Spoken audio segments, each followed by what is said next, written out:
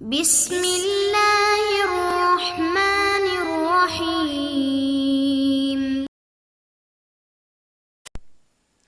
السلام علیکم ورحمۃ اللہ وبرکاتہ۔ اعوذ باللہ من الشیطان الرجیم، بسم اللہ الرحمن الرحیم۔ لن ینال اللہ لحومها ولا دماؤها ولكن ینالہ التقوی منکم، صدق اللہ مولانا العظیم۔ عزیز طلبہ، سبق نمبر 210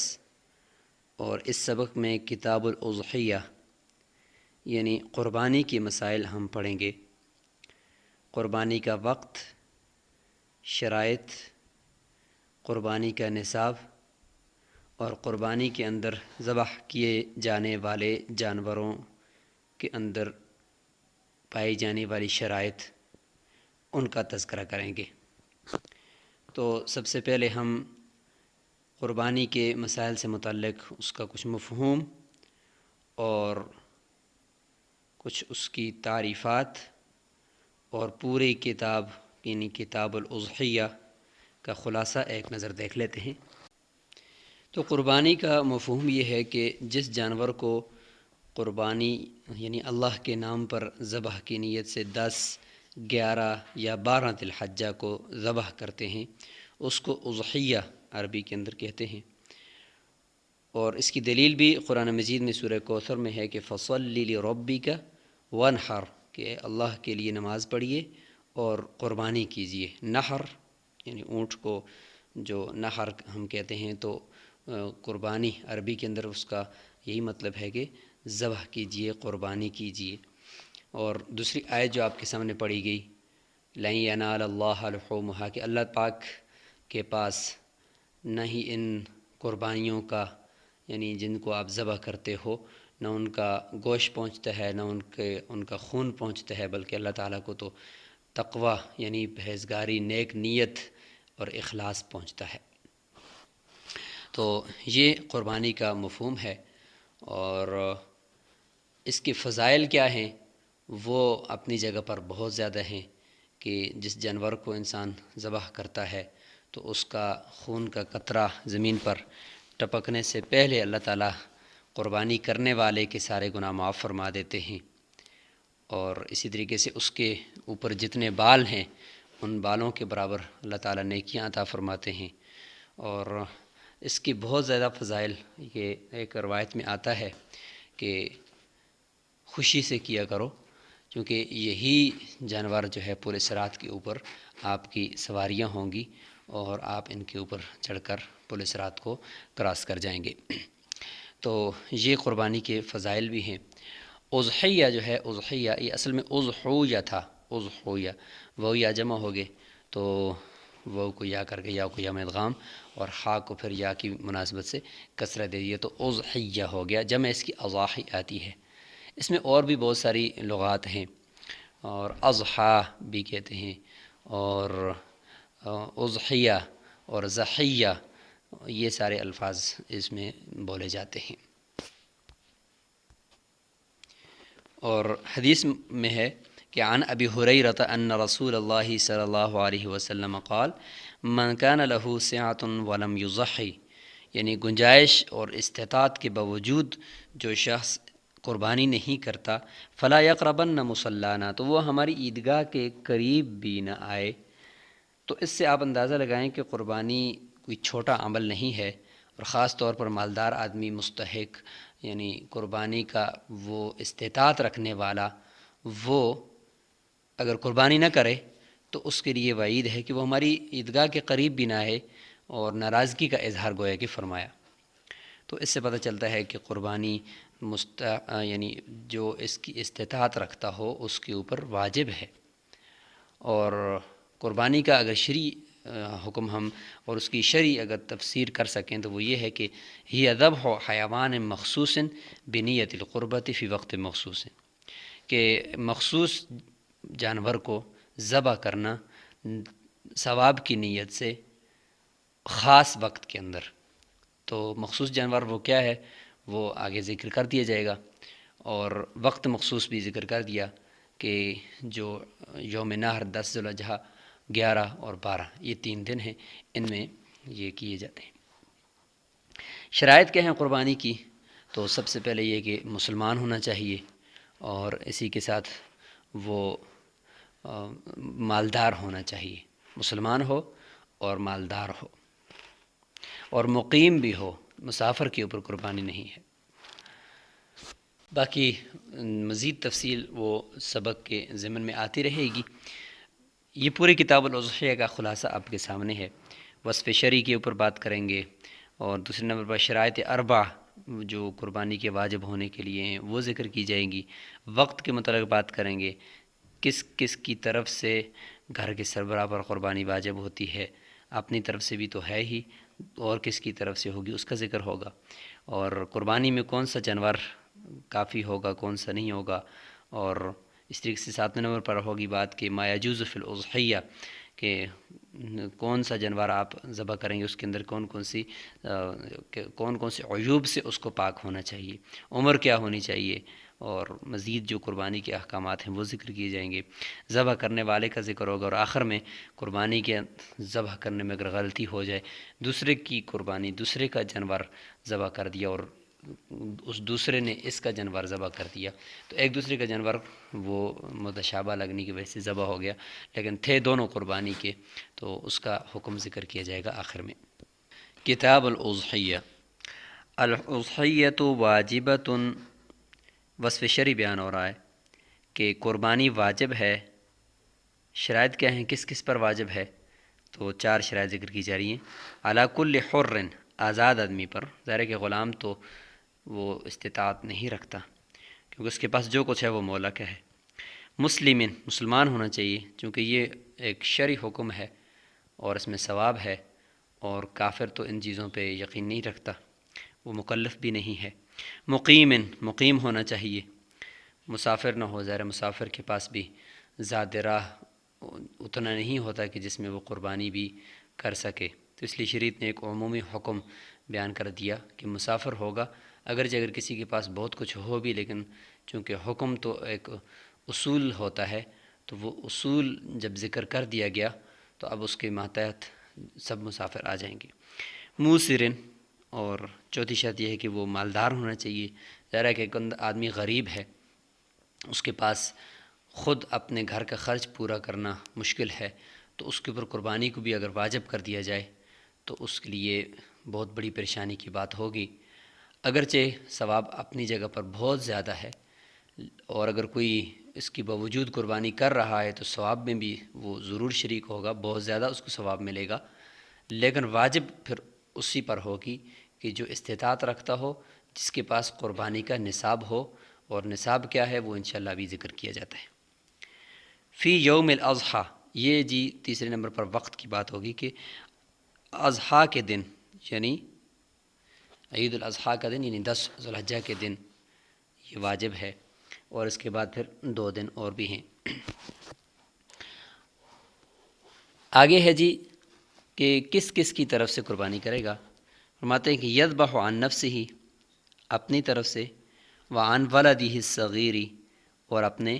چھوٹی اولاد کی طرف سے۔ چھوٹی اولاد سے متعلق کافی اقوال ہیں، تو اس میں جو راجح قول ہے وہ یہ ہے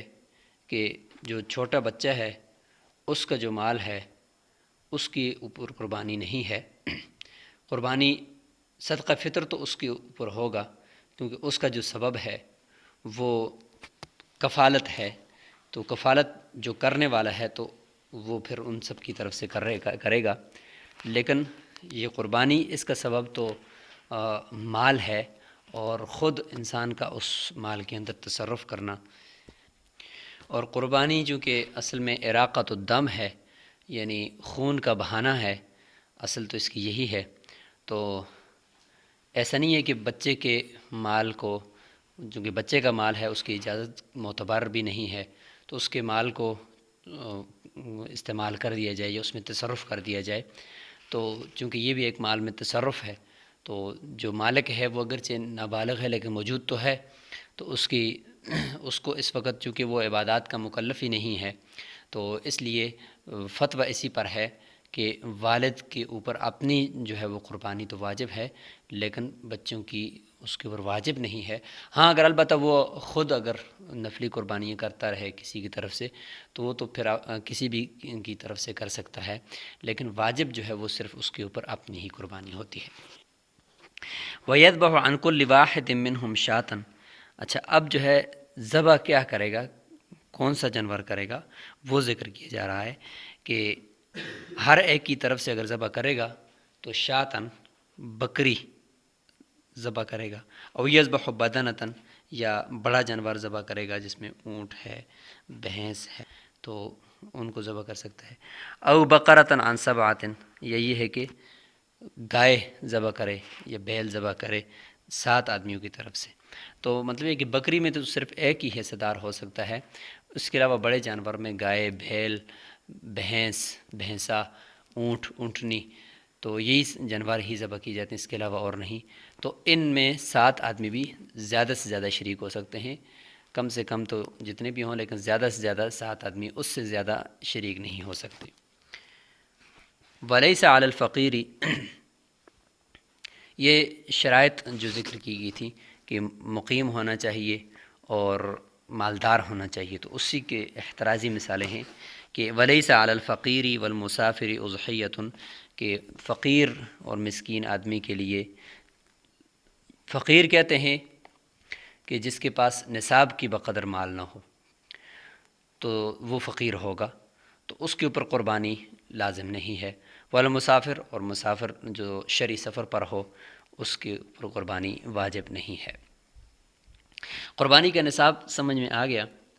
وہ یہ ہے کہ انسان جس کے پاس 5 قسم کی چیزیں ہوں یا ان کا مجموعہ ہو یا ان میں سے کوئی ایک ہو جو 52.5 تولے چاندی کی قیمت کو پہنچتی ہو۔ وہ 5 چیزیں کیا ہیں؟ نمبر 1 سونا، چاندی، نقد رقم ہو، مال تجارت اور ضرورت سے زائد سامان۔ یہ اگر ان پانچوں کا مجموعہ 52.5 تولے چاندی کی ریٹ تک پہنچ جائے، یا ان میں سے کوئی ایک چیز سونے کے علاوہ، چونکہ صرف سونا ہے تو اس کا تو ظاہر ہے کہ 7.5 تولے ہونا ضروری ہے، تو سونے کے ساتھ اگر تھوڑی بہت نقدی ہے تو پھر اس سونے کی بھی ریٹ لگے گی اور چاندی کا نصاب دیکھا جائے گا۔ تو یہ اگر پہنچ جائے، ضرورت سے زائد سامان، یعنی جو گھر ہے، 2 گھر ہیں وہ ضرورت کے لیے ہیں، کبھی ایک میں رہتا ہے، کبھی دوسرے میں رہتا ہے۔ گاڑیاں ہیں وہ بھی ضرورت میں داخل ہیں اگر ان کو استعمال میں ہے لایا گیا ہے۔ پلاٹ ہیں، ان کو بچوں کی شادی کے لیے لے کر رکھا ہوا ہے۔ تو اس طریقے سے جتنے بھی یہ چیزیں ہیں جو ضرورت کے لیے ہیں، ان کو چھوڑ کر اس کے علاوہ ایک گھر ویسے ہی بنا کر رکھا ہوا ہے یا ایک پلاٹ ویسے ہی کہ رکھا ہوا ہے کہ کبھی ریٹ زیادہ ہوئی تو بیچ دیں گے ورنہ ایسے ہی پڑا رہے گا، تو یہ ضرورت سے زائد ہیں۔ گھر کے برتن جو سارا سال بند رہتے ہیں، بستر ہیں وہ سارا سال استعمال میں نہیں آتے، مہمانوں کے لیے بھی، تو یہ ضرورت سے زائد ہیں، تو ان کی قیمت بھی جمع کی جائے گی اور چاندی کے نصاب کو دیکھا جائے گا۔ اگر پورا ہو گیا جس شخص کی ملکیت میں تو اس کے اوپر قربانی واجب ہے۔ سال گزرنا یہ قربانی کے نصاب پر شرط نہیں ہے، قربانی کے دنوں کے اندر بس دیکھیں کہ اس آدمی کے پاس یہ مال ہے تو بس اس کے اوپر قربانی واجب ہے۔ چاندی کا جو ریٹ ہے وہ اسی وقت جب قربانی کرے گا اسی دن کا تازہ ریٹ دیکھ لیا جائے گا کہ اس کی قیمت فروخت کیا ہے، سنارے کس ریٹ پر وہ فروخت کر رہے ہیں، احتیاطاً اسی کا اعتبار کر لیا جائے اور اسی کے اوپر پھر وہ حساب کر لیا جائے۔ آگے قربانی کا وقت وہ ذکر کیا جاتا ہے کہ یہ تو پتہ چل گیا کہ 10، 11 اور 12 ذو الحجہ کو ہوگی، لیکن اس میں بھی وقت کون سا ہوگا؟ وَوَقْتُ الْأُضْحِيَّةِ يَدْخُلُ بِطُلُوعِ الْفَجْرِ مِنْ يَوْمِ النَّحْرِ، یوم النحر یعنی 10 ذو الحجہ کہ فجر کے طلوع یعنی صبح صادق کے طلوع ہونے کے ساتھ ہی قربانی کا وقت داخل ہو جاتا ہے۔ الا انه لا يجوز لاهل الامصار الذبح، لیکن شہر والوں کے لیے وہ جائز نہیں ہے ذبح کرنا، یعنی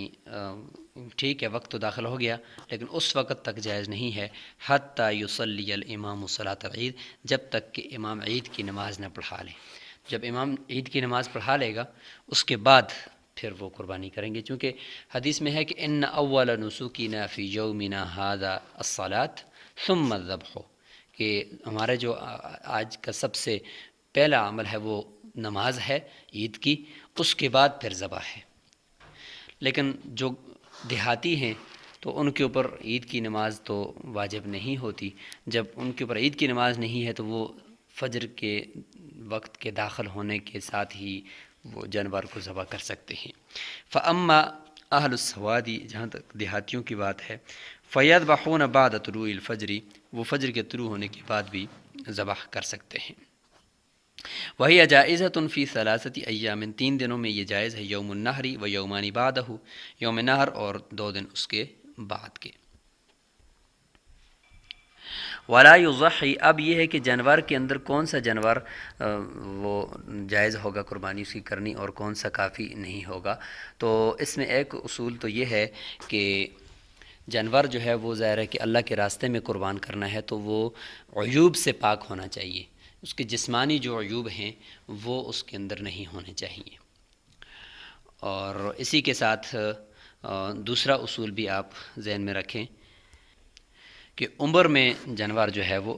عمر میں برابر ہونا چاہیے، جو عمر ابھی بتائی جائے گی۔ تو ظاہر ہے کہ چھوٹا ہوگا تو پھر وہ قربانی کا جو حکمت ہے کہ لوگوں تک اس کا گوشت پہنچ جانا اور غرباء کا بھی اس میں شریک ہو جانا، تو مستحقین تک کچھ نہ کچھ پہنچ جائے، تو وہ پھر صحیح طریقے سے ہو نہیں سکے گا، تو اس لیے عمر پوری ہونی چاہیے۔ اور ظاہر ہے کہ زیادہ سے زیادہ جو جانور ہیں ان کو اگر آپ دیکھیں تو کچھ نہ کچھ عیوب تو ان کے اندر ہوتے ہی ہیں، تو ہم کہیں گے کہ بھئی ایسا عیب جو اس کو بالکل نقصان کا باعث ہو، عیبدار اس کو بنا دے ظاہری طور پر، تو تھوڑے بہت عیوب تو ہوں گے، اس میں اس کا اعتبار تو نہیں ہے، لیکن ہم کہتے ہیں کہ ایسے بڑے بڑے عیوب ذکر کیے جائیں گے کہ یہ نہیں ہونے چاہیے، اس کے علاوہ جو ہے اگر کوئی چھوٹے بہت ہوں تو وہ چل جائیں گے۔ اس لیے فرمایا کہ ولا یضحی بالعمیاء، ایسا جانور ہے کہ جو بالکل اندھا ہے، دونوں آنکھیں اس کی خراب ہیں، دیکھ نہیں سکتا، تو ظاہر ہے کہ اس کے اندر یہ بہت بڑا عیب ہے۔ والعوراء، اور عورا کہتے ہیں کہ کانا یعنی ایک آنکھ سے، ایک آنکھ تو ٹھیک ہے، دوسری آنکھ وہ بالکل خراب ہے۔ والعرجہ، اور اسی طریقے سے لنگڑا ایسا ہے کہ التی لا تمشی الی المنسک، جو مذبح کی طرف، ذبح خانے کی طرف خود چل کر نہیں گیا بلکہ اس کو گھسیٹ کر لے کر گئے ہیں یا اٹھا کر لے کر گئے ہیں، تو یہ جانور بھی یہ قربانی کے قابل نہیں ہے۔ وللعجفہ، اور اسی طریقے سے بالکل کمزور لاغر جانور ہے جس کی ہڈی کا گودا بھی تقریباً خشک ہو گیا ہے، تو یہ بھی چونکہ کسی کام کا نہیں ہے لہذا اس کی بھی قربانی کرنا درست نہیں ہے۔ ولا تجزئ مقطوعۃ الاذن والذنب، کان اور دم کٹا ہوا جانور کافی نہیں ہے، ظاہر تھوڑا بہت تو کٹا ہوتا ہے لیکن یہ کہ اکثر نہ کٹا ہو، اس میں یہ آپ دیکھ لیں کہ کان اور جو دم ہے وہ اکثر نہ کٹا ہو، تھوڑا بہت کٹا ہو اور زیادہ باقی ہو تو پھر اس کی قربانی درست ہے۔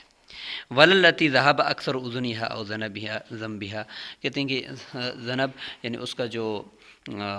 جو دم ہے یا اس کے کان ہیں اس کا اکثر ایسا کٹا ہوا ہو، ایسے جانور کی قربانی درست نہیں ہے۔ وَإِن بَقِيَ الْأَكْثَرُ، اگر من الْأُذُنِ وَالذَّنَبِ، دم اور کان کا اکثر حصہ اگر باقی ہو تو جاز درست ہے۔ وَيَجُوزُ أَن يُضَحِّيَ بِالْجَمَّاءِ وَالْخَصِيِّ وَالْجَرْبَاءِ وَالثَّوْلَاءِ، اور جائز ہے ان جانوروں کی قربانی، ان میں سب سے پہلا جمّا یعنی جس کے سینگ ہی نہ ہوں، پیدائشی طور پر سینگ نہ ہوں، تو اس کی قربانی درست ہے، چونکہ ایسے جانوروں کی قربانی حضور صلی اللہ علیہ وسلم نے خود فرمائی ہے کہ ان نبی صلی اللہ علیہ وسلم ضحى بکبشین املحین موجوعین، اس میں تو چلو سینگ کی بات تو نہیں ہے لیکن اس میں حدیث میں جو آتا ہے کہ استشرف العین والاذن، اور اسی طریقے سے سینگ اگر وہ پیدائشی نہیں ہے تو پھر تو عیب نہیں ہے، اور اگر پیدائشی طور پر تو تھے لیکن بعد میں اوپر سے کاٹ دیے گئے یا کٹ گئے پھر بھی اس کی قربانی درست ہے، بشرط ہے کہ سینگ جڑ سے نہ اکھڑا ہو، جڑ سے اکھڑے گا تو ظاہر نیچے سر کو نقصان پہنچائے گا، اس لیے وہ درست نہیں ہے۔ والخسی، اس سے متعلق روایت ابھی پڑے گی کہ خسی جانور جس کے جو خصیتین ہیں وہ نکالے گئے ہیں تو اس کی قربانی درست ہے، چونکہ حضور صلی اللہ علیہ وسلم نے 2 ایسے مینڈے ذبح کیے تھے جو اس طریقے سے تھے کہ ان کے وہ خسی تھے۔ والجربہ، اور ایسا جانور کہ جو خارش والا ہے، تو خارش چونکہ وہ جلد میں ہوتی ہے، گوشت میں نہیں ہوتی، تو اس طرح کا جانور اگر موٹا ہے، تازہ ہے، ساتھ ساتھ خارش زدہ ہے تو قربانی درست ہے۔ لیکن وہ خارش زدہ ہونے کے ساتھ ساتھ کمزور لاغر بھی ہے تو پھر قربانی درست نہیں ہوگی، چونکہ اس کے گوشت میں اس خارش نے اثر کر دی ہے۔ والسولا، اور ایسا جانور ہے، سولا کا مطلب ہے کہ مجنون ہے اور وہ اس کو پتہ ہی نہیں چل رہا کہ وہ کدھر جا رہا ہے، تو یہ بھی ایک بہت بڑا عیب ہے اس کے اندر، تو اس لیے اس کی قربانی بھی درست نہیں ہوگی۔ اب جانوروں کی عمریں بھی بتائی جائیں گی اور جانور بھی سلیکٹ کیے جائیں گے کہ کون کون سے جانور ہوں گے جن کی قربانی درست ہے۔ تو والاضحیۃ من الابل، والاضحیۃ من الابل، اور قربانی اونٹنی دونوں اس میں، والبقر، اور گائے، بھینس، بیل، یہ سب اس میں آ گیا، بھینسا، والغنم، اور بھیڑ اور بکری، بکرا، بھیڑ کا جو ہوتا ہے دمبا، اور اس طریقے سے بکرا، بکری، سب اس میں آ گئے،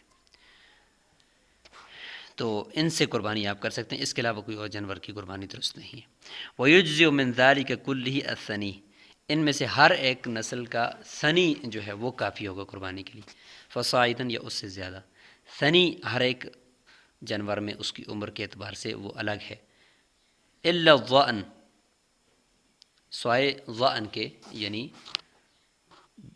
جو بھیڑ کا جو بچہ ہے یا دمبا ہے یا بھیڑ کا بچہ اتنا موٹا ہے کہ اتنا موٹا تازہ ہے، مینڈا جیسے ہم کہیں گے، وہ اتنا تازہ ہے کہ وہ ہے تو 6 مہینے کا لیکن لگتا وہ سال کا ہے، لگتا سال کا ہے، تو وہ بھی پھر کافی ہو جائے گا، کیونکہ فإن الجزع منہ یجزئ، اس میں 6 ماہ کا جو جزع ہے اگر وہ بالکل موٹا تازہ لگتا ہے تو وہ بھی کافی ہو جائے گا۔ ثنی کسے کہتے ہیں؟ تو کہتے ہیں کہ ثنی جو ہے وہ اونٹ کے اندر تو 5 سال کا ہے، 5 سال کا، اس سے کم جائز نہیں ہے۔ گائے، بھینس، بیل میں 2 سال کا، اور بکری ہو یا دمبا یا بھیڑ ہو تو وہ 1 سال کی، اس سے 1 دن بھی کم نہیں ہونا چاہیے۔ وَيَأْكُلُ، کہتے ہیں کہ یہ قربانی گوشت جو ہے وہ خود بھی کھا سکتا ہے آدمی، من لحم الاضحیۃ، اپنے قربانی کی گوشت سے، وَيُطْعِمُ الْأَغْنِيَاءَ وَالْفُقَرَاءَ، مالداروں کو بھی کھلا سکتا ہے اور فقیروں کو بھی کھلا سکتا ہے، اس میں کوئی اس طرح کی قید نہیں ہے کہ کیونکہ نظر کی قربانی یا اس طرح کی کوئی چیز ہو تو پھر اس میں خود نہیں کھا سکتا، لیکن یہ تو اللہ کا شکر اپنی نعمتوں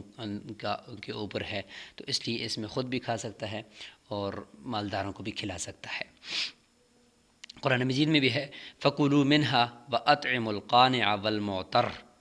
تو دیکھیں خود بھی کھائیں اور وَأَطْعِمُوا الْبَائِسَ الْفَقِيرَ، ایک روایت میں ہے کہ خود بھی کھاؤ اور حاجت مندوں کو بھی کھلاؤ، اور اس میں مستحب یہ ہے کہ پھر 3 حصے کر دیے جائیں، ایک حصہ اپنے رشتہ داروں کے لیے، ایک حصہ فقراء مساکین کے لیے، اور ایک حصہ اپنے لیے۔ وَيَدَّخِرُ، اور ذخیرہ بھی کر سکتے ہیں، پہلے منع کیا گیا تھا لیکن اس وقت جب حالات زیادہ اچھے نہیں تھے تو، لیکن جب حالات بہتر ہوئے مسلمانوں کے، پھر کہا کہ خود بھی کھا سکتے ہو، ذخیرہ بھی کر سکتے ہو۔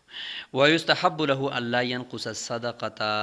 مِنَ الثُّلُثِ، کہتے ہیں کہ یہ مستحب یہ ہے، ضروری نہیں ہے کہ جو اللہ کے راستے میں وہ دے گا فقراء کو، مساکین کو، تو وہ ثلث سے کم نہیں ہونا چاہیے۔ وَيَتَصَدَّقُ بِجِلْدِهَا أَوْ يَعْمَلُ مِنْهُ آلَةً تُسْتَعْمَلُ فِي الْبَيْتِ، کہتے ہیں کہ جو جلد ہے